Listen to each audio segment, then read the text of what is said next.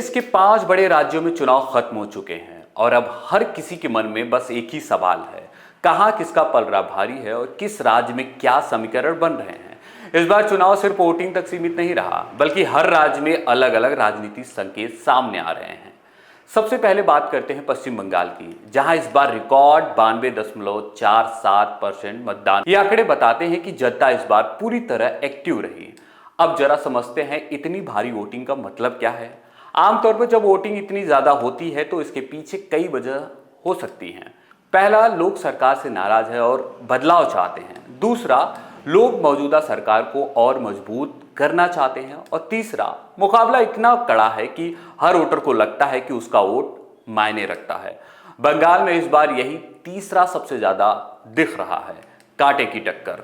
एक तरफ है ममता बनर्जी और उनकी पार्टी तृणमूल कांग्रेस, जो पिछले कई सालों से बंगाल की सत्ता पर काबिज हैं।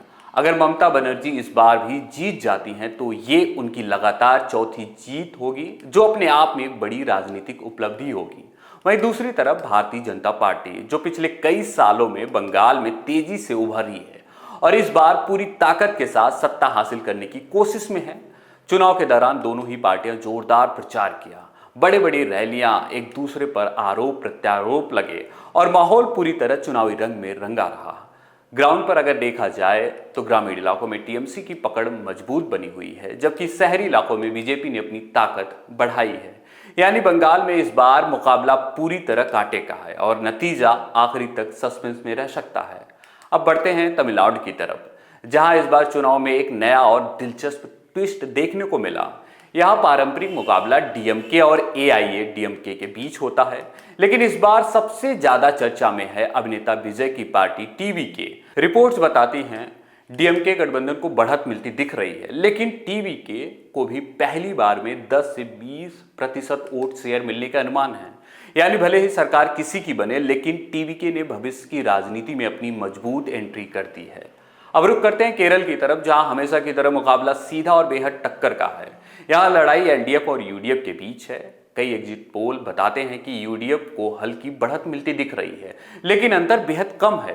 केरल का ट्रेंड भी यही कहता है कि यहाँ अक्सर सत्ता बदलती है, यानी इस बार भी रिजल्ट आखिरी पल तक चौंका सकता है। अब चलते हैं असम की तरफ, जहां तस्वीर बाकी राज्यों के मुकाबले थोड़ी सी साफ नजर आती है। यहाँ बीजेपी गठबंधन को बढ़त मिलती दिख रही है। रिपोर्ट्स बताती है बीजेपी को 90 से 100 प्लस सीटों तक का अनुमान दिया जा रहा है, यानी असम में मुकाबला उतना उलझा हुआ नहीं दिख रहा है।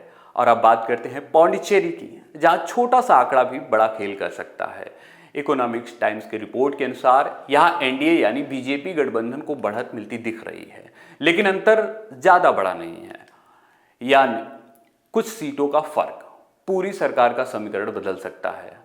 अगर इन 5 राज्यों को एक नज़र में देखें तो पश्चिम बंगाल में जहां सबसे कड़ा मुकाबला है, तमिलनाडु में जहां डीएमके आगे है लेकिन टीवीके नया फैक्टर बन के आया है, केरल में बराबरी की टक्कर बताई जा रही है, असम में बीजेपी को मजबूत बताया जा रहा है, तो पौंडीचेरी में एनडीए को हल्की बढ़त बताई जा रही है।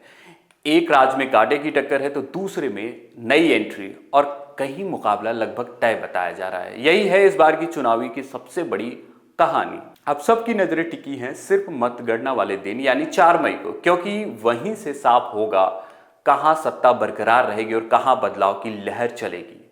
मैं हूं विवेक और आप देख रहे हैं न्यूज कैची।